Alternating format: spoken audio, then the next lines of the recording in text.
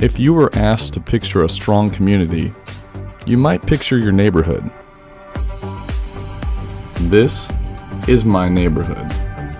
I love it here. My neighbors are young, old. We come from different backgrounds. We have different ethnicities. This is my house.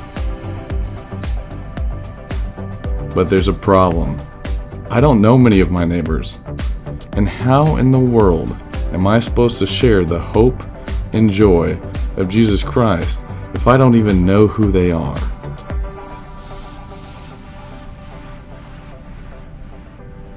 Fortunately, God has given us gifts and abilities and even dogs.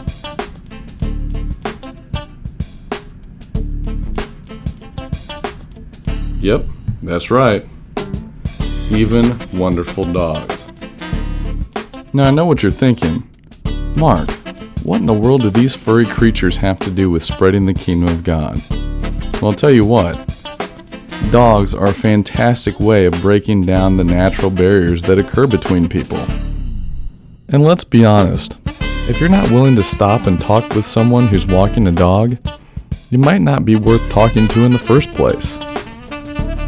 I used to take the dogs for walks just for their exercise, and also to keep them from painting masterpieces on the carpet with random markers and makeup that they found in cabinets while we were gone for the day.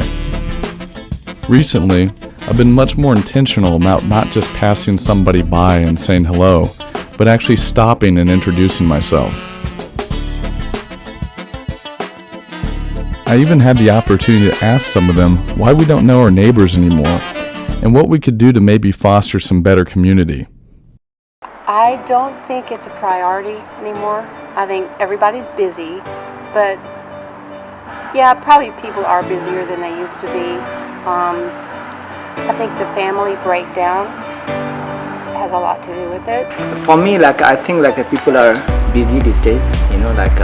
That's one of the reasons. And another thing, I think some people when you walk, people maybe if they don't know each other, we might think they are a little bit scared or not safe. That's also one of the reasons I think people don't interact that much. But at the same time, it would be nice if people have a trust and safe environment that will help people to interact. That's what I think. We go and we do events, or we do things with our kids as events, but we don't do a lot of interpersonal stuff anymore. And I'm in my 60s now, so I remember what it was like when you knew just about every family in the neighborhood. And I really do miss that. As a child, I would run all over the neighborhood. Like I'm out riding my bike now.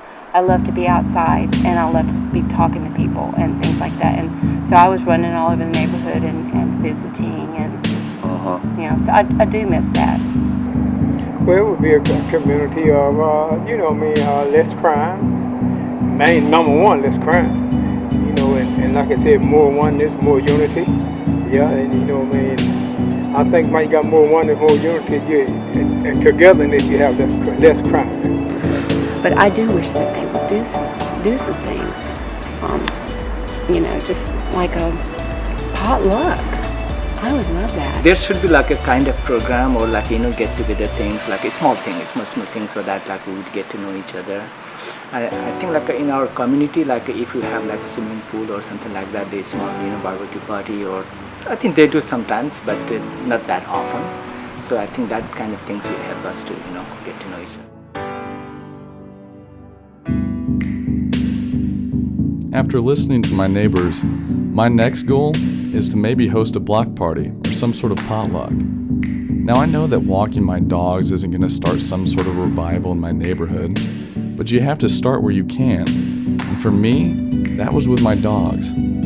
After all, who knows? It might just turn out that man's best friend happens to be God's best evangelist.